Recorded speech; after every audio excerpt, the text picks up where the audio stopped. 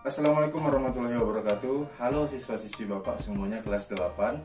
Bagaimana kabarnya hari ini? Bapak harap kalian tetap dalam keadaan sehat ya, dan dalam perlindungan Allah Subhanahu wa taala tentunya. Baik, kita masih dalam materi interaksi antar negara-negara ASEAN. Pada pertemuan sebelumnya atau pada video sebelumnya kita sudah membahas tentang bentuk-bentuk kerjasama antar negara ASEAN. Pada video kali ini kita membahas submateri yang nomor 3, yaitu pengaruh kerjasama terhadap kehidupan di negara-negara ASEAN. Baiklah, kita langsung masuk saja ke dalam pembahasan materinya.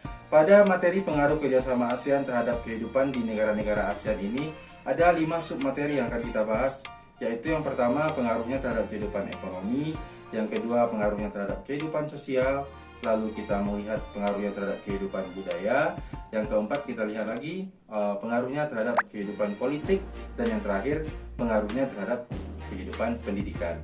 Oke, kita bahas dulu yang pertama, yaitu pengaruh kerjasama ASEAN terhadap kehidupan ekonomi. Nah, pada tahun 2015, para petinggi-petinggi atau pemimpin-pemimpin ASEAN sepakat untuk membentuk suatu pasar tunggal namanya. Jadi ada pasar tunggal di kawasan Asia Tenggara yang disebut sebagai Masyarakat Ekonomi ASEAN. Nah, karena ada program Masyarakat Ekonomi ASEAN ini, kita di negara-negara ASEAN memiliki kebebasan untuk mengirim barang dan juga menerima barang, atau juga dikenal dengan ekspor dan impor antar negara-negara ASEAN. Jadi adanya perdagangan bebas di wilayah ASEAN. Nah, dampaknya atau pengaruhnya terhadap kehidupan ekonomi di negara-negara ASEAN itu ada beberapa, silakan dilihat. Nah, yang pertama bisa kalian baca, itu menarik investor asing untuk menanamkan modal di wilayah ASEAN. Yang kedua, memperluas lapangan pekerjaan dan meningkatkan kesejahteraan. Yang ketiga, negara anggota menjual barang dan jasa dengan mudah di antara sesama negara-negara ASEAN. Yang keempat yaitu untuk membentuk pasar tenaga kerja profesional seperti guru, dosen, dokter, perawat, akuntan, dan lain-lain. Jadi ada pasar tenaga kerja profesional antara negara-negara sesama anggota ASEAN. Yang terakhir adalah kegiatan ekonomi akan bersaing bebas di negara-negara ASEAN. Kegiatan ekonomi seperti yang kita telah pelajari ada kegiatan produksi, distribusi, dan juga konsumsi. Maka 3 kegiatan ini akan bersaing secara bebas di negara-negara sesama anggota ASEAN.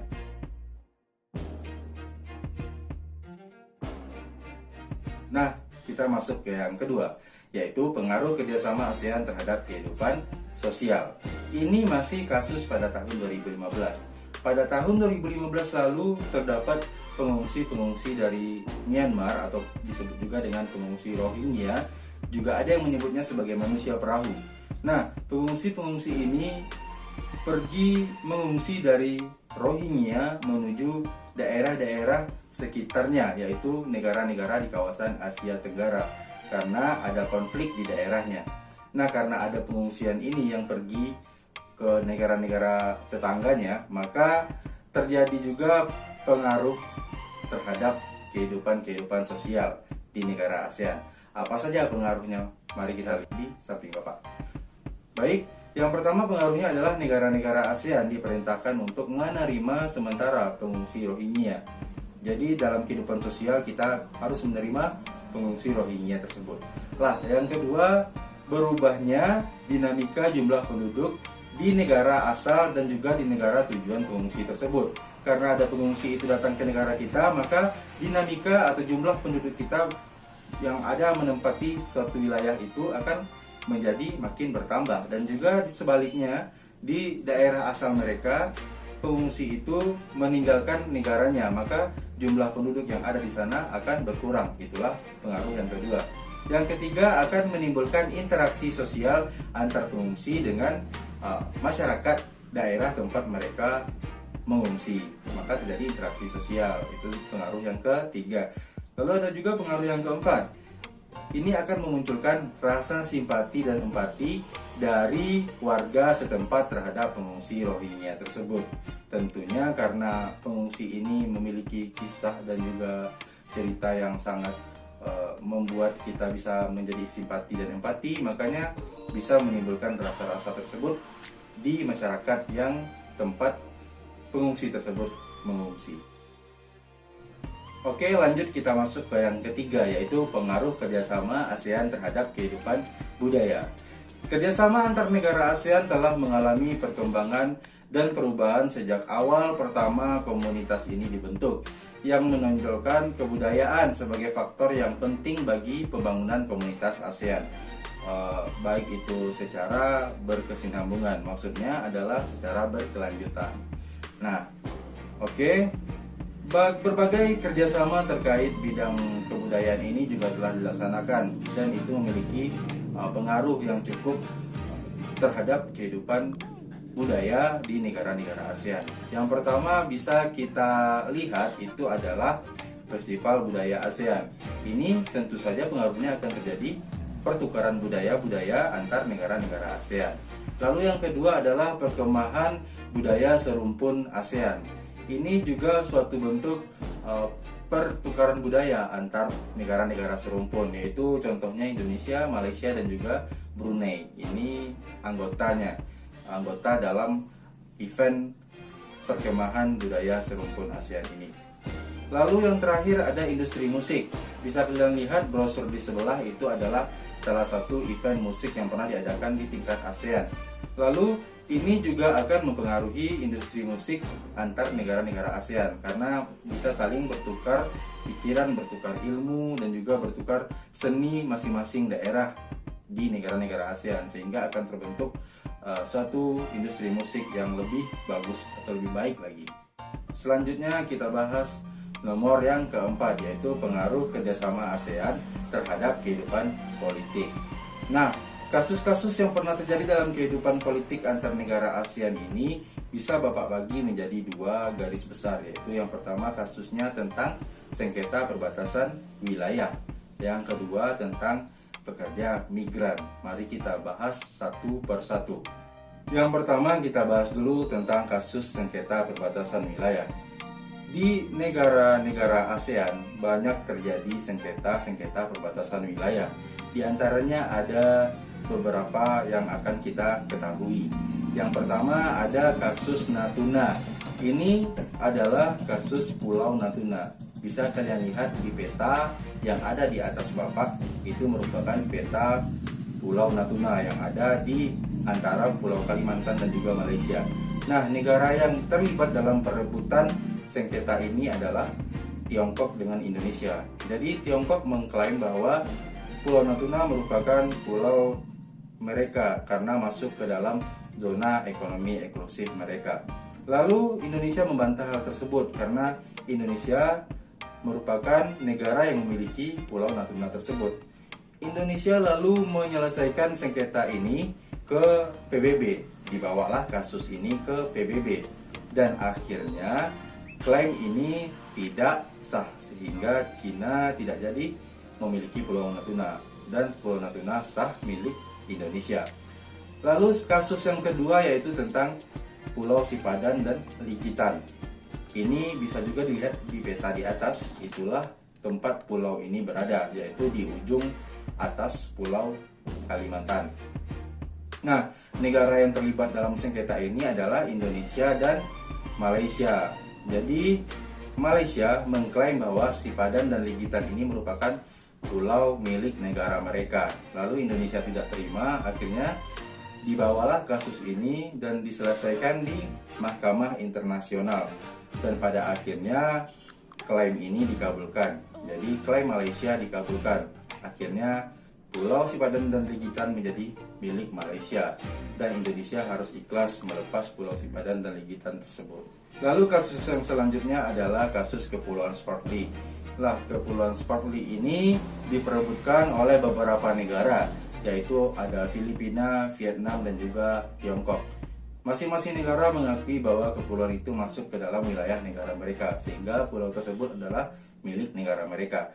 Tetapi kasus ini belum menemukan titik terangnya, belum ada penyelesaiannya, belum selesai, belum diputuskan milik negara mana, sehingga status pulau ini sekarang masih dalam tanda tanya, sehingga pulau ini belum tahu masuk ke negara mana. Lalu kita masuk ke kasus yang kedua, yaitu pekerja imigran. Kasus-kasus yang pernah menjadi perhatian dalam dunia pekerja migran ini adalah yang pertama, kerja paksa dengan biaya yang murah. Lalu juga ada perdagangan pekerja rumah tangga migran. Ada dua kasus yang utama terjadi kepada para pekerja migran. Lalu solusi yang ditawarkan atas adanya kasus-kasus tersebut adalah yang pertama, adanya kebijakan regional yang memberikan perlindungan kepada tenaga kerja migran. Yang kedua yaitu adanya penguatan Asian Domestic Workers Alliance atau aliansi pekerja-pekerja di Asia. Jadi mereka bisa saling melindungi hak asasi mereka di dalam aliansi tersebut. Lalu kita bahas yang terakhir, yaitu yang kelima, yaitu pengaruh kerjasama ASEAN terhadap kehidupan pendidikan. Kita tahu bahwa kehidupan pendidikan di antara negara-negara ASEAN itu sangat timpang atau sangat berbeda jauh sekali. Contohnya saja di sebelah sini, itu adalah contoh pendidikan yang maju, di mana ruang kelasnya bagus, fasilitas pendidikannya juga mantap, menggunakan peralatan yang canggih, dan juga tenaga pendidiknya terlihat seperti tenaga pendidik yang sangat profesional gitu kan. Lalu kita lihat di sebelah kanan, itu adalah contoh di mana mutu pendidikan yang masih belum layak, di mana ruang kelasnya masih berlantai tanah dan masih berdinding dari bambu, dan juga pakaian-pakaiannya juga sangat memprihatinkan, dan semua fasilitas di kelasnya juga masih keterbatasan. Jadi mutu pendidikannya masih terbilang rendah. Nah, terbukti sekali bahwa terjadi ketimpangan pendidikan di negara-negara ASEAN. Bukti dari ketimpangan pendidikan yang terjadi di antara negara-negara ASEAN bisa kalian lihat pada data di tabel yang ada di sebelah Bapak. Di situ adalah negara-negara dengan ranking pendidikan tertinggi sampai ke yang paling rendah di negara-negara ASEAN. Tapi di sana cuma ada 6 negara saja. 4 negara lagi tidak masuk ke dalam ranking. Nah, bisa kalian lihat di sana yang paling tinggi adalah Singapura, lalu disusul oleh Malaysia, Brunei, dan Thailand, serta Indonesia, lalu Filipina. Itu adalah ranking di Asia Tenggara. Tapi kalau kita lihat di ranking dunianya, terlihat sekali ketimpangan antara negara-negara ASEAN ini. Contohnya Singapura merupakan peringkat 2 dunia, lalu disusul oleh Malaysia peringkat 56. Dari sana saja sudah terlihat bahwa jarak ranking Singapura dan Malaysia sangat jauh sekali. Lalu bisa kalian lihat sampai ke bawah, itu jarak rankingnya juga makin jauh, tidak setara dengan negara Singapura yang paling atas tadi. Di situ merupakan bukti bahwa terjadinya ketimpangan kualitas atau mutu pendidikan di negara-negara ASEAN. Nah, maka dari itu diperlukan kerjasama di bidang pendidikan untuk menyetarakan mutu pendidikan di negara-negara ASEAN.